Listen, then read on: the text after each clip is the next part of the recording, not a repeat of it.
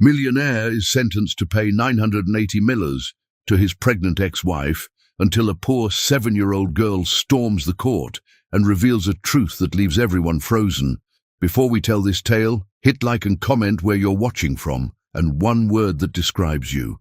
The gavel's thunderous bang echoed through the marble courtroom as Judge Patricia Morrison prepared to deliver what would become the most expensive divorce settlement in Chicago's history. Billionaire real estate mogul Richard Blackwood sat rigid in his Armani suit, his weathered 62-year-old hands gripping the mahogany table until his knuckles turned white. The October morning light filtered through the tall windows, casting long shadows across the packed gallery where reporters waited with bated breath. "Mr. Blackwood," Judge Morrison's voice cut through the tension like a blade, "you are hereby ordered to pay $980 million to your ex-wife, Victoria Blackwood, for the care and support of your unborn child." Victoria, 38 and 6 months pregnant, dabbed her eyes with a silk handkerchief while her lawyer whispered congratulations. She'd played her cards perfectly. The secret pregnancy revealed just days before their divorce finalization, the carefully orchestrated emotional breakdown in previous hearings, and now the largest settlement in state history. Her designer maternity dress fit perfectly, accentuating her growing belly that would secure her financial future forever. Richard's lawyer, James Patterson, 55 years of experience etched in every wrinkle of his weathered face, leaned forward desperately. His voice trembled with desperation as he made one final plea. "Your Honor, my client maintains that paternity has not been established. We request a DNA test before any financial obligations are—" "The child is clearly his," Victoria's attorney interrupted, his voice booming across the courtroom. "Mrs. Blackwood was faithful throughout their 20-year marriage. Mr. Blackwood's attempts to deny his own child are nothing but cruel manipulation tactics designed to avoid his financial responsibilities."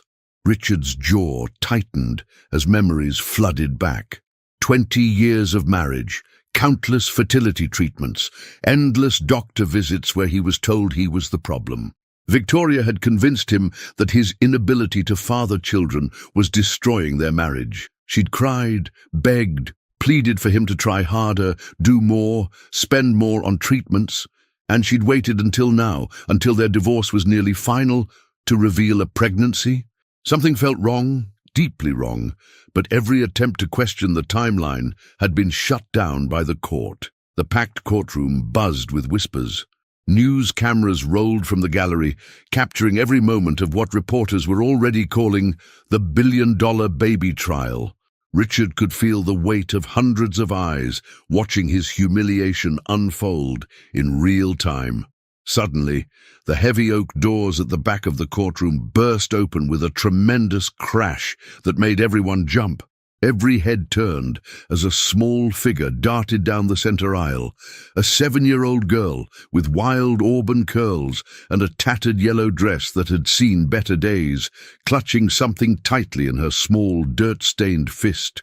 "Wait, wait! You can't do this!" she screamed, her voice piercing through the formal atmosphere like a siren cutting through the night. Her bare feet slapped against the marble floor as she ran.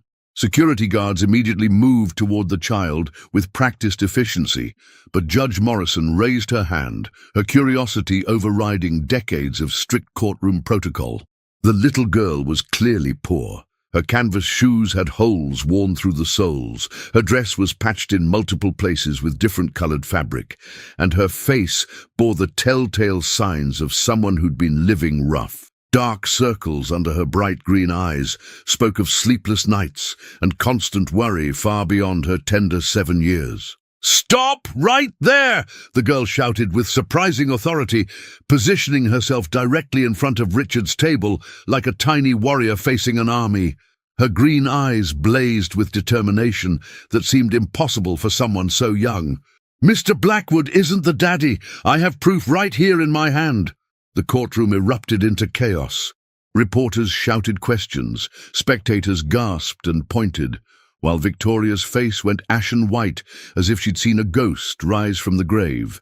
Her brother Marcus Blackwood, 45, and Richard's business partner for the past 15 years, suddenly stood from his seat in the gallery, his face flushed red with panic. "Get that child out of here immediately. This is absolutely ridiculous. Judge Morrison, you can't allow this disruption." "Silence." Judge Morrison banged her gavel repeatedly, the sound echoing off the high ceilings like gunshots. "Young lady, what's your name and how did you get into my courtroom?" "Emma Thompson," the girl replied, never taking her fierce gaze off Richard. Despite her obvious poverty and fear, she stood tall and proud. "My mama worked for Mrs. Blackwood's family before she died from the cancer. I lived in their servant quarters until 3 months ago when they kicked me out." Richard studied the child's face intently, a memory tugging at his consciousness like a half-remembered dream. He remembered seeing her occasionally when visiting Marcus's sprawling estate on the outskirts of Chicago, but he'd never paid much attention to the servant children who lived in the background of their wealthy world. Now, looking closer, something about her fierce determination and stubborn chin reminded him powerfully of himself at that age, fighting against a world that seemed determined to crush him. "What proof could you possibly have?" Victoria's lawyer demanded, his previous confidence wavering for the first time all day. Sweat beaded on his forehead despite the courtroom's air conditioning. Emma held up a manila envelope, worn and creased from constant handling, its edges soft with age. "DNA test results, the real ones. Mrs. Blackwood, she had the baby tested, but not with Mr. Richard's DNA like everyone thinks." Her small voice carried across the now silent courtroom with perfect clarity. "She tested it with Uncle Marcus's DNA instead. And the paper says he's the real daddy." Marcus shot to his feet so fast his chair fell backward with a crash, his face now purple with rage and fear. "This is completely insane. Judge Morrison, you cannot possibly entertain the ravings of a homeless child who—" "Uncle Marcus." Judge Morrison's eyebrows raised in surprise as pieces began clicking into place. "Mr. Marcus Blackwood, you're Richard Blackwood's younger brother and business partner, correct?" Judge Morrison's 25 years on the bench had shown her every conceivable type of courtroom drama, from bitter custody battles to complex financial disputes. But something about this child's unwavering conviction made her pause. The girl's voice hadn't wavered once. Her story remained consistent, and her eyes held a truth that experienced judges learned to recognize. "Emma," Judge Morrison said gently, "how did you come to possess these alleged DNA results? This is a very serious accusation you're making." Emma's chin trembled slightly, but her voice remained steady as granite. "After Mama died from the cancer 6 months ago, I kept living in the servant room at Uncle Marcus's big house because nobody knew what to do with me. Nobody really noticed me much. I'm real good at being quiet and invisible. So I heard things, lots of things that grown-ups say when they think no children are listening." The courtroom was so quiet you could hear the heating system humming and the faint tick of the ancient clock on the wall. Richard's face had gone pale as pieces of a horrifying puzzle began forming in his mind, creating a picture he'd never wanted to see.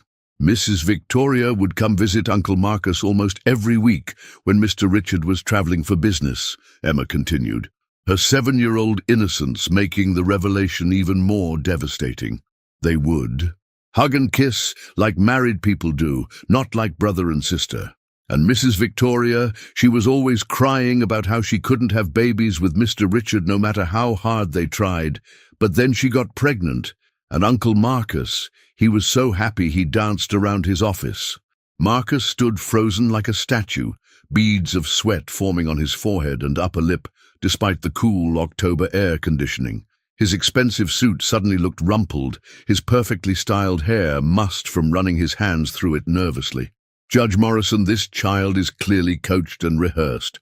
Her statements are pure hearsay and should not be—" "Let her finish," Richard said quietly, his voice barely above a whisper, but carrying the weight of 20 years of betrayal.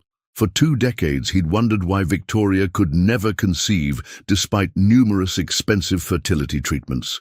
For 20 long years he'd blamed himself, undergone countless humiliating tests, suffered in silent shame while specialists told him he was the problem. Now, a 7-year-old homeless girl was unraveling the cruelest truth he could have imagined. When Mrs. Victoria found out about the baby growing in her belly, she was real scared, Emma continued, her small hands shaking as she held the envelope. So she and Uncle Marcus, they went to a special doctor place to get the baby tested, but they didn't test it with Mr. Richard's DNA like they should have if he was really the daddy.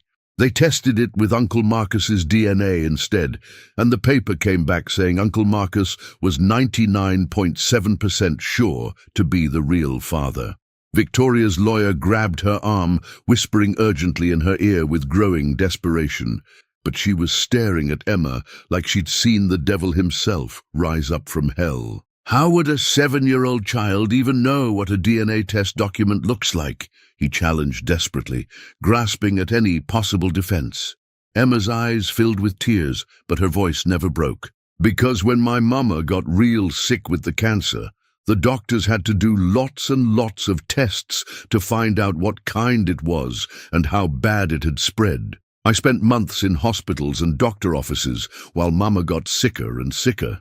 I know what all kinds of medical papers look like, and I can read real good. Mama taught me before she went to heaven. Judge Morrison extended her hand toward Emma with the solemnity of accepting evidence in a murder trial. May I please examine that document? As Emma walked forward on unsteady legs, her worn shoes making no sound on the marble floor, Richard's mind raced through 20 years of marriage, searching desperately for signs he'd missed. Victoria's frequent unexplained trips to visit family, Marcus's guilty expressions during family gatherings that Richard had dismissed as business stress. The way they'd both insisted DNA testing was unnecessary and insulting during the divorce proceedings. How many red flags had he ignored in his blind trust? Your Honor, Victoria's attorney made one final desperate attempt to salvage the unsalvageable, his voice cracking with stress. Even if this document exists, proper chain of custody hasn't been established. We have no way of knowing where this child obtained. I took it from Uncle Marcus's private office, Emma said, with simple honesty that cut through all the legal maneuvering. After they kicked me out 3 months ago when the neighbors started asking questions about why a little girl was living all alone in the servant house, I snuck back one night to get my mama's jewelry box. That's when I found these papers hidden in Uncle Marcus's desk drawer, way in the back behind all his business files. Judge Morrison examined the document carefully, her experienced eyes scanning every detail with the precision of a detective. The letterhead was legitimate. Chicago Medical Laboratory, established 1987 with all the proper certifications. The dates aligned perfectly with Victoria's pregnancy timeline. The signatures appeared completely authentic, bearing official seals and witness marks. This wasn't some crude forgery created by a desperate child. This document is dated 4 months ago, Judge Morrison announced to the breathless courtroom. It clearly states that Marcus Blackwood has a 99.7% probability of being the biological father of the child Victoria Blackwood is currently carrying. Victoria let out a strangled sob that echoed off the courtroom walls and collapsed into her chair, her hands covering her face as her perfect facade crumbled completely. 20 years of lies were unraveling in minutes, destroyed by a homeless child's conscience. Marcus, seeing his carefully constructed world crumbling around him like a house of cards, made one last desperate play. Judge Morrison, you must understand, my brother has been struggling financially for months. Real estate markets have been brutal. He could have easily fabricated this document to avoid paying the settlement. This homeless child could be part of an elaborate, expensive scheme. Struggling financially? Richard's voice was deadly quiet, carrying the chill of absolute betrayal. Marcus, you've been my business partner for 15 years. You've had complete access to all my financial records. You know exactly what my financial status is, down to the last penny. Emma stepped closer to Richard's table, her small, dirty hand reaching out to touch his arm with surprising gentleness. Mr. Richard, I'm real sorry about what they did to you. It ain't right and it ain't fair. My mama always told me you were the kindest of all the rich people because you never looked at us servants like we were invisible or worthless. You always said please and thank you and asked about our families. Something cracked open in Richard's chest, a mixture of rage at the unthinkable betrayal and an unexpected protective instinct toward this brave little girl who had sacrificed her safety to reveal the truth. The courtroom was so silent that Emma's quiet breathing seemed amplified tenfold. Richard felt something fundamental shift inside his chest, a mixture of white-hot rage at the betrayal by the two people he'd trusted most in the world, and an unexpected, fierce, protective instinct toward this brave little girl who had sacrificed her own safety and security to reveal the truth. She could have stayed invisible, stayed safe, but instead she'd risked everything for justice. Judge Morrison set the DNA document on her desk with the reverence due to evidence that would change lives forever, her expression grave and thoughtful. Mr. Marcus Blackwood, Mrs. Victoria Blackwood, I'm ordering an immediate halt to these proceedings pending a full investigation. Court officers, please escort Mrs. Blackwood and Mr. Marcus Blackwood to separate holding areas for detailed questioning. You cannot do this to me, Victoria screamed as officers approached, her voice shrill with panic and desperation. That child is lying through her teeth. She's been coached and paid. Richard, you know I would never betray you like this. 20 years of marriage must count for something. 20 years, Victoria. Richard's voice cut through her protests like ice, each word deliberate and final. 20 years of you telling me I was broken, that I was the problem, that I was failing you as a husband. 20 years of fertility treatments that you knew would never work because you were sleeping with my own brother behind my back. Marcus tried to slip toward the back exit with the stealth of a guilty man, but two large court officers blocked his path effectively. His face had gone from red to grey, sweat staining his expensive shirt. Richard, please listen to me carefully.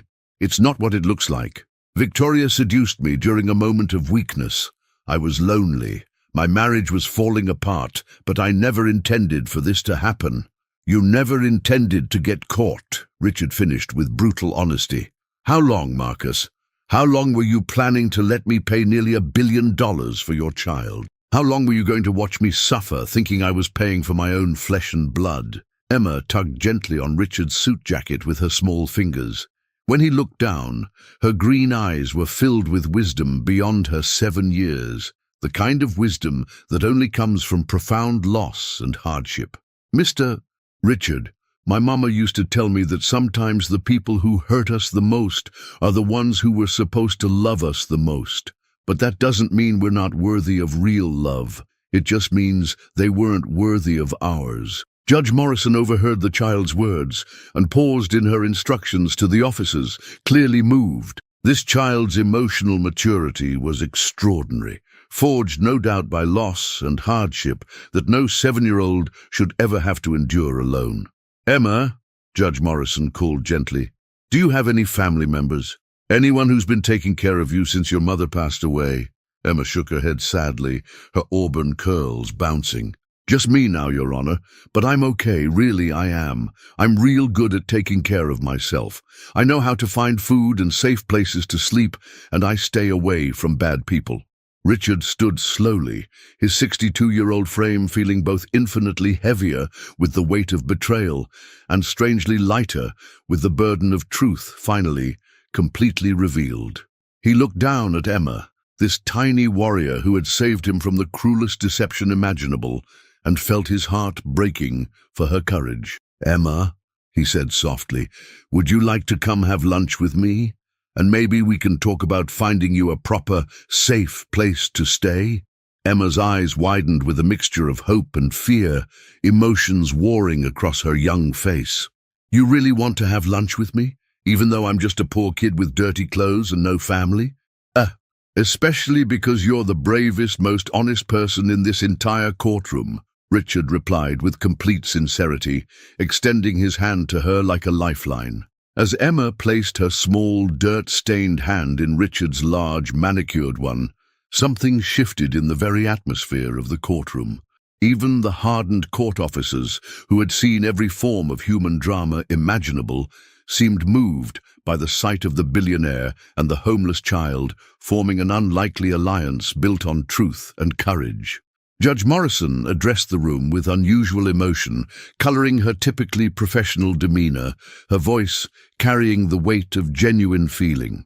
In 25 years on this bench, I've witnessed greed, manipulation, and deception in countless forms.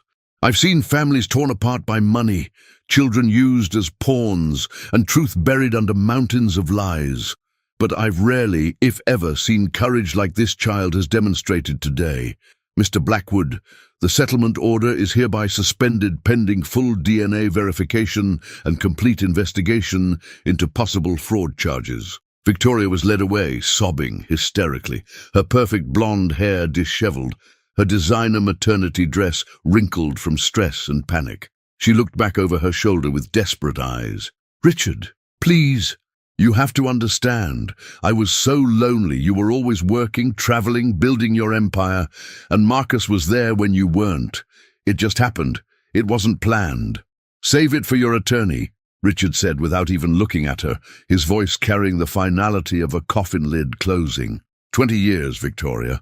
You didn't just betray me. You stole 20 years of my life, made me question my worth as a man, as a husband.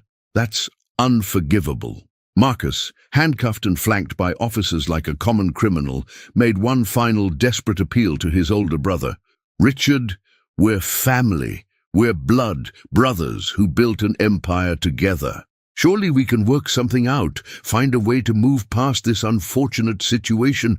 We were family," Richard corrected, his voice heavy with the finality of death itself. "Family doesn't do what you did. Family doesn't watch their brother suffer and blame himself while secretly destroying his marriage. You're no brother of mine."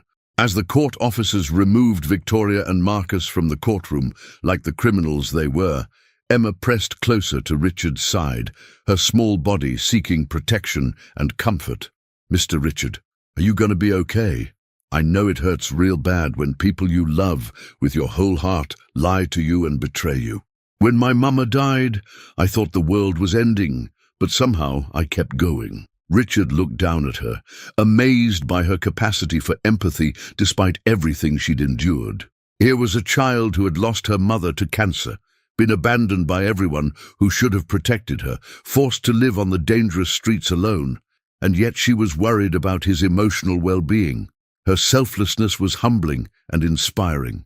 "I think I'm going to be better than I've been in a very long time," he said with complete honesty, feeling lighter than he had in years.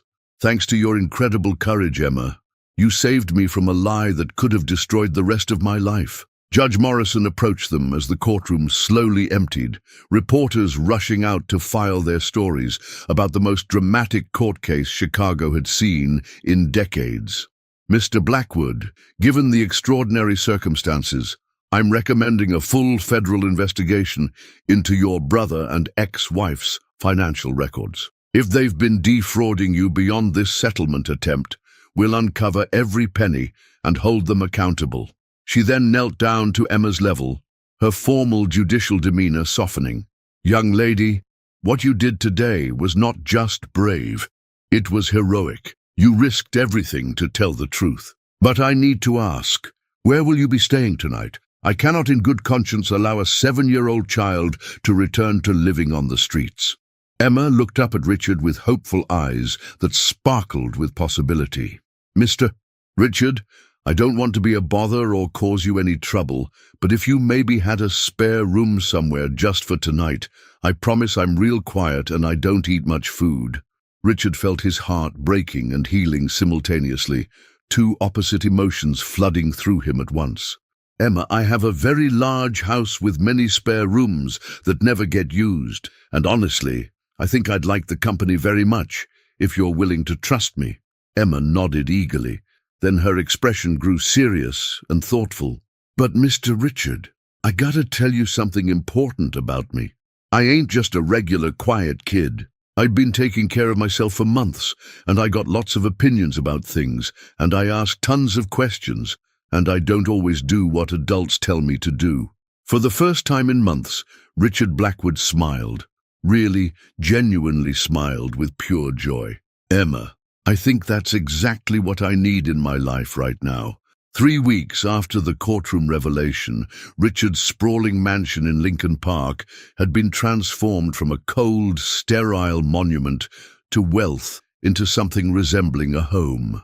Emma's laughter echoed through halls that hadn't heard genuine joy in decades. She'd chosen the bedroom with the best view of Lake Michigan, and Richard had it completely redecorated in soft pastels, with child-appropriate furniture, books, and toys she'd never dreamed of owning. "Mr. Richard!" Emma called from the kitchen, where she was attempting to make pancakes with the bemused help of Margaret, the longtime housekeeper. "The lawyer man is here again, and he looks real serious this time." James Patterson entered the sunny breakfast room carrying a thick manila folder, his expression grim. At 55, he'd handled countless difficult cases, but the depth of Marcus and Victoria's betrayal still shocked him. "Richard, we need to talk. The forensic accountants have finished their preliminary investigation, and what they've found is far worse than we imagined." Emma looked up from her pancake batter, syrup already smeared on her cheek. She'd gained 10 pounds in 3 weeks, her hollow cheeks filling out, her eyes bright with security for the first time in months. "Is this about Uncle Marcus being extra bad? Because I could have told you he was rotten to the core." "Emma's insights have been remarkably accurate," Richard said, pouring himself coffee. "What did they find, James?" Patterson opened the folder with the solemnity of a coroner's report. "Marcus has been embezzling from Blackwood Enterprises for over 8 years. We're talking about systematic theft totaling $47 million, fake invoices, phantom construction projects, inflated contractor costs. He covered his tracks well, but not well enough." Emma stopped stirring her batter, her 7-year-old mind processing the implications. 47 million, that's like more money than I could count in my whole life. "Much more, sweetheart," Richard said, his jaw tightening. "James, how did he hide it for so long?" "Your trust in him," Patterson replied bluntly. "You gave him complete financial authority over the construction division. He used that access to create an elaborate web of fake companies, all leading back to offshore accounts in the Cayman Islands. Victoria knew about it. We found email evidence of her helping him launder the money through art purchases and jewelry." The revelation hit Richard like a physical blow. Not only had they betrayed him emotionally, but they'd been systematically stealing from the company he'd built from nothing. What about the other employees? How many jobs will this affect? "That's the hardest part," Patterson admitted. "Marcus used the embezzled funds to pay himself bonuses and fund his lavish lifestyle. The construction division is technically insolvent. We might have to let go of 300 employees before Christmas." Emma set down her whisk and walked over to Richard, placing her small hand on his arm. "Mr. Richard, those people have families, don't they? Kids who need their daddies to have jobs?" "Yes, they do," Richard said quietly, struck once again by her empathy. "Then we gotta find a way to help them," Emma said with the simple certainty of childhood. "You got lots of money, right? And bad people stole some. But you still got enough to help the good people." Patterson watched this exchange with fascination. In 3 weeks, this child had become Richard's moral compass, her innocent questions cutting straight to the heart of complex ethical issues. "There might be a way," Patterson said thoughtfully. "If we can recover the stolen funds, and if you're willing to invest some of your personal assets, we could restructure the division. But it would cost you approximately 60 million out of pocket." Emma looked between the two men, her bright green eyes serious. "Mr. Richard, remember what my mama used to say? She said the measure of a person ain't how much money they got, but what they do with it when other people are hurting." Richard felt something shift inside his chest, the same feeling he'd experienced in the courtroom. This child, who'd had nothing, understood generosity better than adults who'd had everything. "James, Start the paperwork to save those jobs, all of them. 2 months after the courtroom drama, the Chicago Tribune ran a front-page story titled, "From Betrayal to Redemption, How a Homeless Child Saved a Business Empire." Richard sat in his study, reading the article aloud to Emma, who was curled up in an oversized leather chair, wearing brand-new pajamas, her auburn curls freshly washed and shining. "Listen to this part," Richard chuckled. 7-year-old Emma Thompson, now living with billionaire Richard Blackwood, has become his unofficial advisor on matters both personal and professional. Employees at Blackwood Enterprises report that the child regularly visits the construction sites, asking workers about their families and ensuring they have adequate safety equipment. Emma giggled, covering her mouth with both hands. "They make me sound real important, but I just like talking to people and making sure they're okay." Margaret knocked on the study door, her expression unusually emotional. At 62, she'd worked for the Blackwood family for 30 years, watching Richard's marriage slowly deteriorate. Now she was witnessing his transformation through the eyes of a child. "Mr. Blackwood, there's someone here to see Miss Emma, a woman from Child Protective Services." Emma's face immediately went pale, her small body tensing with remembered fear. "Are they going to take me away? Did I do something wrong?" Richard felt his protective instincts flare. "Over my dead body," he said firmly, then softened his voice for Emma. "Don't worry, sweetheart. Nobody's taking you anywhere you don't want to go." The CPS worker, a tired-looking woman in her 40s named Janet Morris, entered with a briefcase and official documents. "Mr. Blackwood, I'm here to discuss Emma's permanent living situation. We've completed our investigation and frankly, it's complicated." "What's complicated about it?"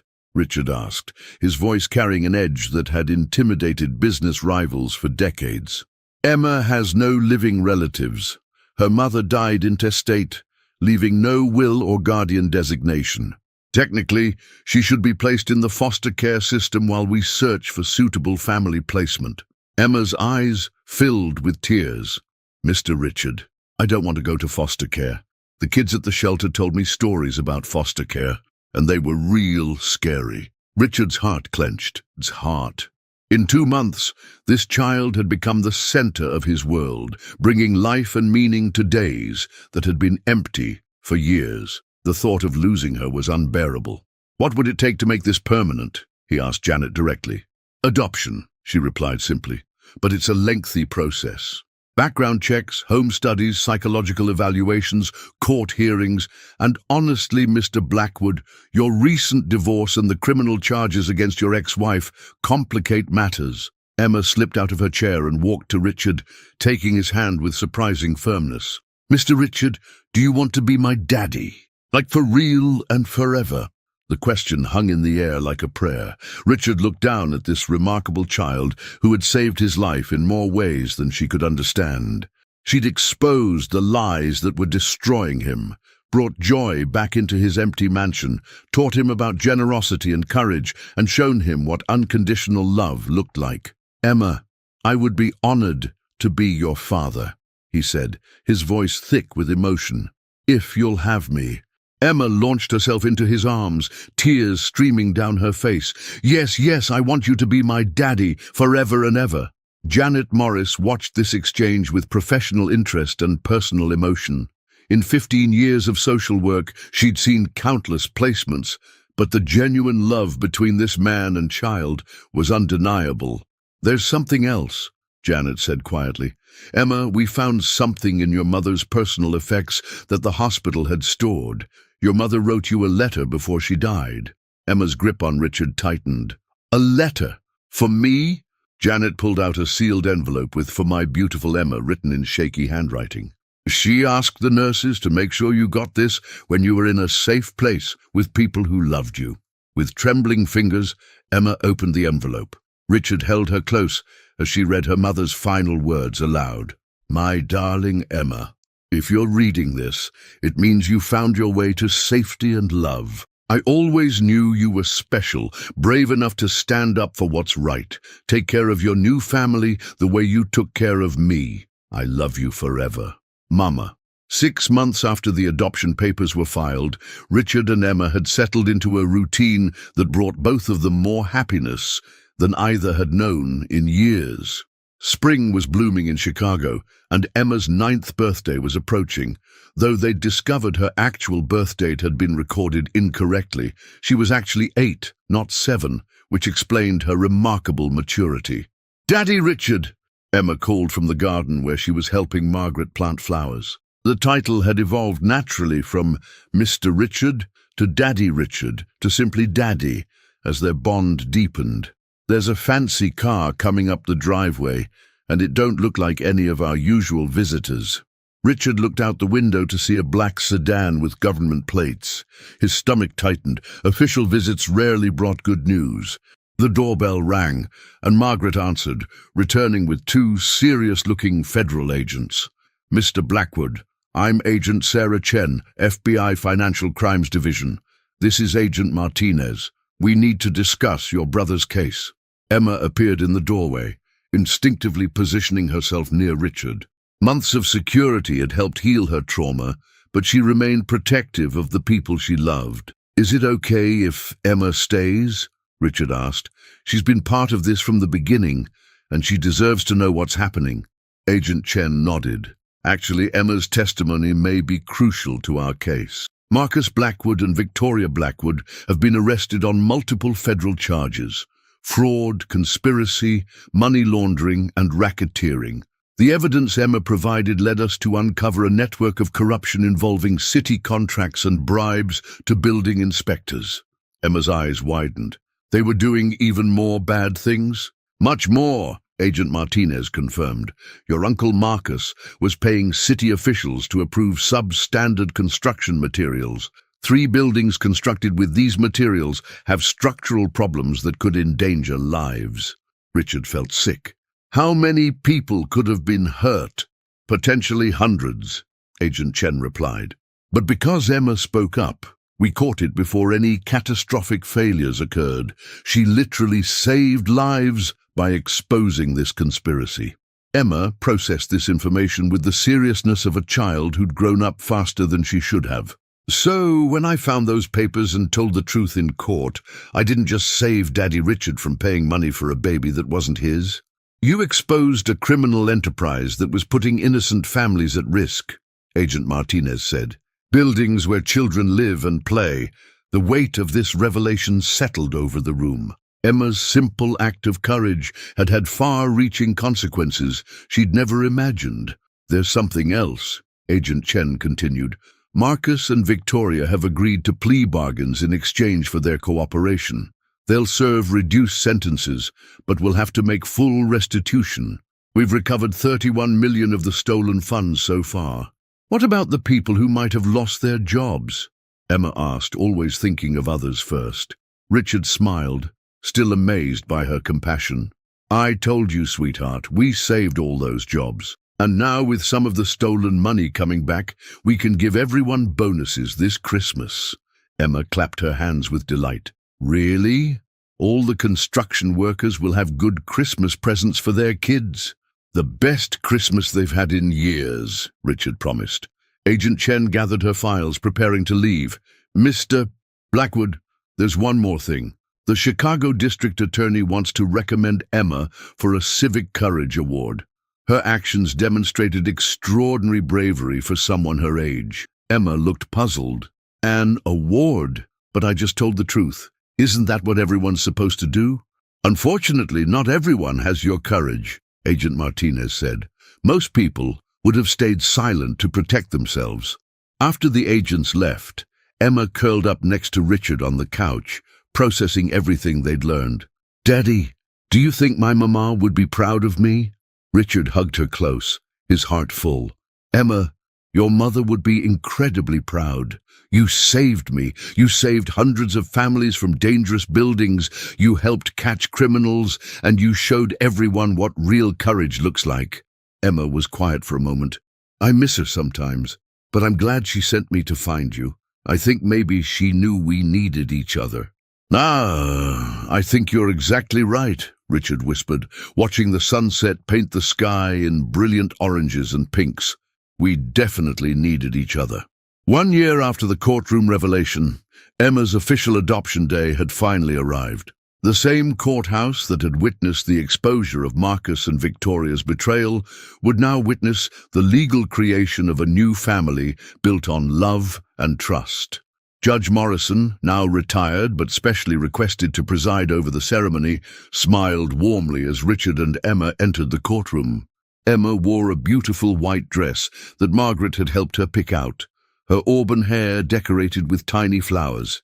She looked healthy, confident, and radiant, a stark contrast to the frightened, desperate child who'd burst through these doors a year ago. "Well, Miss Emma," Judge Morrison said warmly, "I must say you look considerably different than the last time I saw you in my courtroom."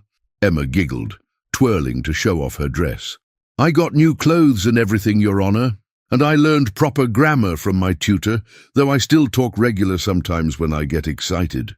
The courtroom was packed with supporters, employees from Blackwood Enterprises, Margaret and the household staff, James Patterson, and even some of the construction workers whose jobs Emma had helped save. News crews were present, documenting this remarkable conclusion to a story that had captivated Chicago.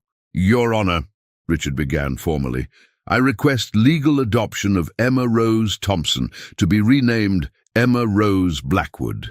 Emma had chosen to keep her mother's middle name as her first middle name, making her full name Emma Rose Marie Blackwood, a beautiful bridge between her past and future. Judge Morrison reviewed the extensive documentation, psychological evaluations showing Emma's remarkable resilience and adjustment, home studies confirming the loving environment Richard provided, character references from teachers, neighbors, and employees who'd witnessed their bond. "Emma," Judge Morrison addressed her directly, "do you understand what adoption means? That Mr. Blackwood would become your legal father with all the rights and responsibilities that entails?" Emma nodded solemnly. "It means we're a real family forever, not just people who live in the same house. It means he'll take care of me and love me even when I make mistakes, and I'll take care of him and love him even when he's grumpy in the morning." The courtroom erupted in gentle laughter. Richard's eyes filled with tears at her perfect understanding of family. "And Mr. Blackwood," Judge Morrison continued, "do you understand the lifelong commitment you're making to love, protect, guide, and provide for Emma as your own daughter? Your Honor, Emma saved my life in ways that go far beyond exposing lies and fraud. She taught me what family really means, what love without conditions looks like, and what it means to put someone else's well-being before your own. I would be honored to be her father for the rest of my life." Emma bounced slightly on her toes, unable to contain her excitement. "Judge Morrison, can I say something important?" "Of course, dear. I want everyone to know that Daddy Richard is the best daddy in the whole world. He reads me stories every night, teaches me about business so I can help people when I grow up, and he never gets mad when I ask too many questions. And he keeps pictures of my mama on my dresser so I never forget her, but he doesn't get sad about it. He says love makes families bigger, not smaller." There wasn't a dry eye in the courtroom. Even the hardened news reporters were wiping their faces. Judge Morrison raised the gavel that had once threatened Richard's financial ruin, and now would seal his greatest joy. "By the power vested in me by the state of Illinois, I hereby grant the petition for adoption. Emma Rose Thompson is now legally Emma Rose Marie Blackwood, daughter of Richard James Blackwood." The gavel fell, and Emma launched herself into Richard's arms as the courtroom erupted in applause. They were officially family, bound by law, but held together by something much stronger, love that had been tested by fire and proven unbreakable. "I love you, Daddy," Emma whispered in his ear. "I love you too, daughter," Richard replied, the word daughter carrying all the weight of dreams he'd never dared to have. As photographers captured the moment, Emma looked over Richard's shoulder at the courtroom full of people celebrating their family. A year ago, she'd been a homeless orphan with nothing but courage. Now she had a father who adored her, a home filled with love, and a future bright with possibilities. "Daddy," she whispered. "I think this is the best day of my whole life." "Mine too, sweetheart," Richard replied. "Mine too." 2 years after the adoption, Emma had grown into a confident 10-year-old who split her time between private tutoring, charitable work with her father's foundation, and what she called important business meetings, which usually involved her offering advice on everything from employee benefits to building designs. On this particular December morning, Emma was in Richard's office at Blackwood Enterprises, carefully reviewing architectural plans for a new community centre they were funding. Her desk, a smaller version of Richard's, sat perpendicular to his, positioned so they could work together while maintaining their individual spaces. "Daddy, I think the playground needs more swings," Emma announced, looking up from the blueprints with serious green eyes. "And maybe we should add a memorial garden for kids who lost their mamas and daddies so they have a peaceful place to remember them." Richard paused in his review of quarterly reports, continually amazed by Emma's insights. In 2 years, she'd helped him redesign their company's approach to community involvement, always focusing on the human element that business leaders often overlooked. "That's a beautiful idea, sweetheart. Why don't you sketch out what you're thinking?" Before Emma could answer, Margaret knocked and entered with a visitor, a well-dressed woman in her 30s, carrying legal documents and wearing an expression that immediately put Richard on alert. "Mr. Blackwood, this is Helen Crawford from the State Attorney's Office. She has some important news about Marcus and Victoria." Emma set down her colored pencils, her protective instincts still sharp. "Is everything okay? Are the bad people trying to cause trouble again?" Helen Crawford smiled reassuringly at Emma. "Nothing bad, sweetheart. Actually, I'm here with some very good news. Marcus and Victoria's sentences are being extended, and we've recovered the remaining stolen money. All of it." Richard straightened in his chair. "All of it? That's over $16 million we hadn't recovered." "Correct. We found accounts in Switzerland and Monaco that they'd hidden from us. With penalties and interest, the total recovery is actually $22 million. Helen placed the documents on Richard's desk, but there's something else. Victoria wants to see Emma. Emma's expression grew guarded. "Why does she want to see me? Is she going to be mean and yell at me for telling the truth?" "She says she wants to apologize," Helen explained. "She's been in therapy, working through her issues, and she claims she wants to make amends. But Emma, you absolutely don't have to see her if you don't want to. The choice is entirely yours." Richard watched his daughter's face carefully. Emma had grown so much in 2 years, but the trauma of abandonment and betrayal still occasionally surfaced. "What do you think, sweetheart? There's no right or wrong answer here." Emma was quiet for a long moment, her 10-year-old mind working through complex emotions. Finally, she looked up at both adults. I think I want to see her. Not because I forgive her for hurting Daddy, but because Mama always taught me that when people apologize for real, we should listen. And maybe if she's really sorry, it might help her be a better person." Helen Crawford was impressed by Emma's maturity. "We could arrange a supervised meeting at the correctional facility with you and your father present, of course." "I want Daddy there," Emma said firmly, "and I want to be able to leave if she says mean things or tries to make excuses." "Absolutely," Helen agreed. "It would be entirely on your terms." "A deal." After Helen left, Emma climbed into Richard's lap, something she still did when she needed comfort or was processing difficult emotions. "Daddy, do you think I'm doing the right thing?" Richard held her close, breathing in the scent of her strawberry shampoo. "Emma, you've never steered us wrong yet. Never steered us.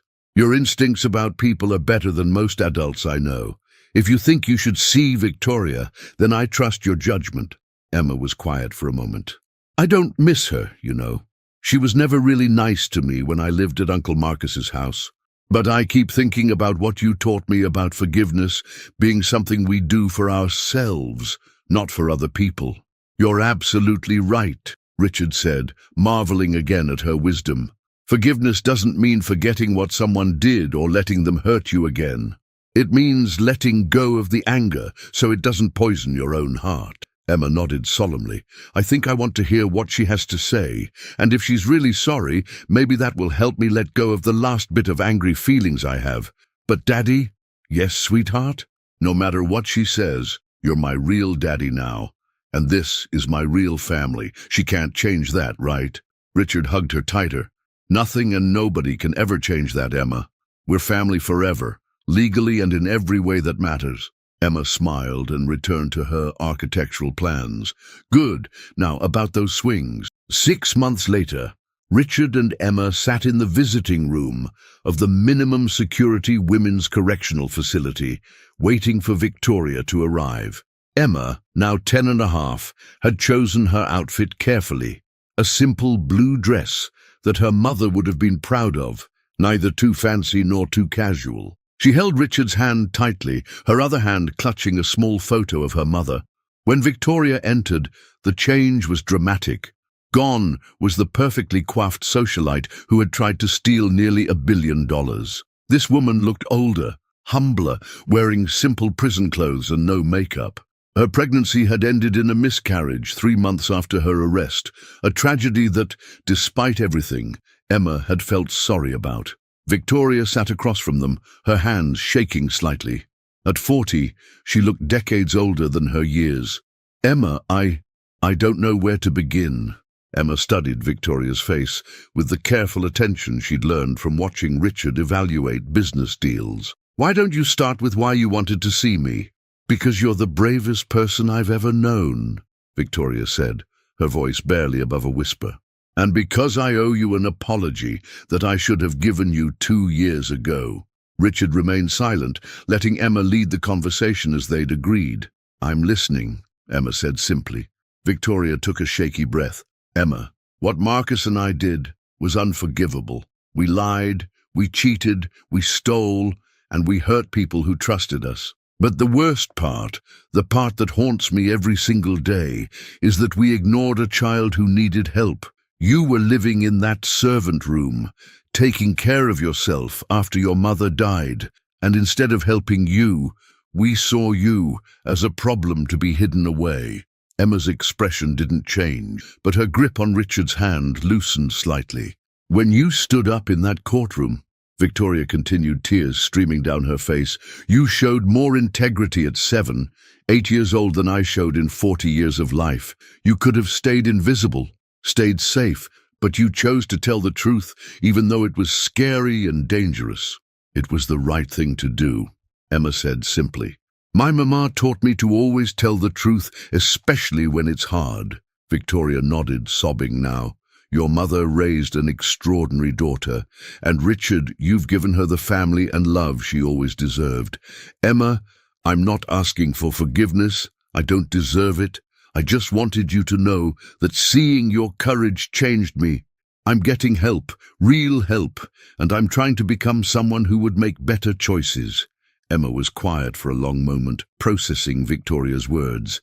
Finally, she spoke, her voice steady and wise beyond her years. Mrs. Victoria, I forgive you. Not because what you did was okay, but because holding on to angry feelings hurts me more than it hurts you. My daddy taught me that. Victoria's sobs intensified. Emma, you're incredible. Richard, you're so lucky to have her as your daughter. I know, Richard said quietly. She saved my life in every way that matters. Emma reached across the table and gently touched Victoria's hand. Mrs. Victoria, I hope you keep getting better and learning to make good choices. And maybe someday, when you get out, you can help other people who are hurting, the way my daddy helps people now. The visit lasted another half hour, with Victoria asking about Emma's school, her interests, her dreams for the future. When it was time to leave, Victoria hugged Emma carefully. Thank you for giving me a chance to apologize, Victoria whispered. Be happy, sweetheart. You deserve all the happiness in the world. In the car driving home, Emma was thoughtful and quiet. Finally, she turned to Richard. Daddy, I'm glad we went. She really was sorry, and now I don't have any angry feelings left about what happened. How do you feel? Richard asked. Emma smiled, her face radiant with peace. Free, like the last heavy thing I was carrying around is gone, and grateful so grateful that all those bad things that happened led me to you and our family." Richard pulled into their driveway, looking at their beautiful home where Margaret waited with dinner and homework help, where Emma's artwork covered the refrigerator, where family photos showed the evolution of their unlikely love story. "Emma, do you know what I'm most proud of about you?" "What, Daddy?" "Not just your courage, although that's extraordinary. Not just your kindness, although that changes everyone around you. I'm most proud that you've taken all the hard things that happened to you, losing your mama, being abandoned, living on the streets, and instead of letting them make you bitter or angry, you've used them to become more compassionate, more generous, more determined to help other people." Emma considered this. "Mama used to say that we can't choose what happens to us, but we can choose what we do with it. I think I chose to use the sad things to understand other people who are sad, and to make sure I never make anyone else feel invisible or unimportant." As they walked into their home together, Richard reflected on how completely his life had transformed. 3 years ago, he'd been a successful but empty man, betrayed by everyone he trusted. Now he was the father of the most remarkable child he'd ever known. A girl who'd taught him that family isn't about blood or legal documents. It's about choosing to love someone completely and being chosen in return. "Daddy," Emma said, hanging up her coat, "I love our family." "I love our family too, sweetheart," Richard replied, watching her skip toward the kitchen where Margaret was probably waiting with fresh cookies and stories about her day. "More than I ever imagined possible." That night, as Richard tucked Emma into bed and read her favorite story, he marveled at the truth that a homeless 8-year-old's courage had led not just to justice, but to the deepest love of his life. Emma had saved more than his fortune or his reputation. She'd saved his heart, his soul, and his faith in what family could be. "Daddy," Emma murmured sleepily, "do you think Mama can see us now?" "I think she sees us. And I think she's very happy that we found each other." Emma smiled and closed her eyes. "Good. I want her to know I kept my promise to take care of my new family."